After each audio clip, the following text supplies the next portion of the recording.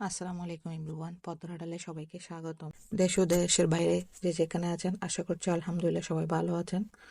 আমরাও ভালো আছি। একজন গৃহিণী একজন গৃহিণীর জীবন কিন্তু একই রকম থাকে, কাজের কোনো শেষ নেই। তবুও নতুন বছরের শুরুতে নতুন আশা নিয়ে আমরা পথ চলি। প্রতিটি নতুন বছরে আমরা সবার জন্য ভালো কিছু আশা করি, একসঙ্গে এই বছরটা আরো সুন্দর করে তোলার চেষ্টা করি। তাই 2024 সালটা এ পুরা বছরে আমাদের সুখ এবং দুঃখ দুটোটাই মিলে কেটেছে। আলহামদুলিল্লাহ ভালোই কেটেছে। এবছর অনেক কিছু শিখেছি, অনেক কিছু বুঝতে পেরেছি, অনেক কিছু হারিয়েছি এবং অনেক কিছু পেয়েছি।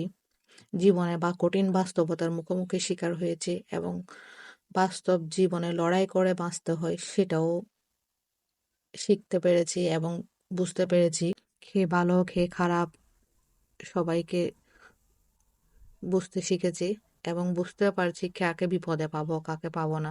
কারণ যখন আপনি বিপদে থাকবেন তখন আপন মানুষ অনেক দূরে সরে যায়, তাদেরকে কখনো পাবেন না। আপনার কাছে আসে তখন সবাই আপনারই হবে, আপনার কাছে আসবে।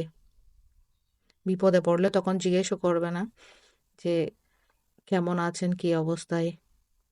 আসলে কঠিন বাস্তবতা অনেক কষ্টের। কথা বলতে বলতে আপনাদের সাথে আমি ফুলকপি কেটে নিয়েছি, সেই সাথে পর্দা মাছ, পেঁয়াজ সবকিছু কেটে রেডি করে ফেলেছি দুপুরে রান্নার জন্য।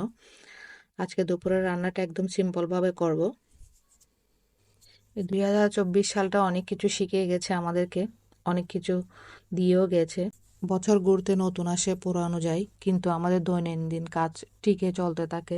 যতই কিছু করেন না কেন আপনি কখনো ওদের কাছ থেকে কিছু পাওয়ার আশা করতে পারবেন না। এই জীবনে তাদের কাছ থেকে কিছু পাবেন সেটাই ভুল আশা করাটা। কারণ মানুষ নিজেরটাই সবসময় চিন্তা করে, অন্যকে কখনো দিতে হবে সেটা চিন্তা করে না। শুধু আমি আমারটাই চাই, এটাই চলে সবার লাইফে। সেই সাথে আমি ফুলকপিটা বসিয়ে দিচ্ছি চিংড়ি মাছের সাথে, যেগুলো ছোট ছোট চিংড়ি মাছ আছে সেগুলো দিয়ে আজকে ফুলকপিটা রান্না করব। সেই সাথে আমার ফুলকপি রান্নাটা প্রায় হয়ে আসছে। দেখুন মাশাআল্লাহ দেখতেও সুন্দর লাগতেছে। এ পর্যায়ে আমি অল্প পরিমাণে পানি দিয়ে দিব। আসলে এটা হচ্ছে আমার 2024-এর শেষ ভিডিও এবং 2025-কে আগমন জানাচ্ছি। সেজন্য নতুন বছরে সবাইকে শুভেচ্ছা, পুরাতনকে বলে নতুনকে বরণ করে নেওয়ার জন্য।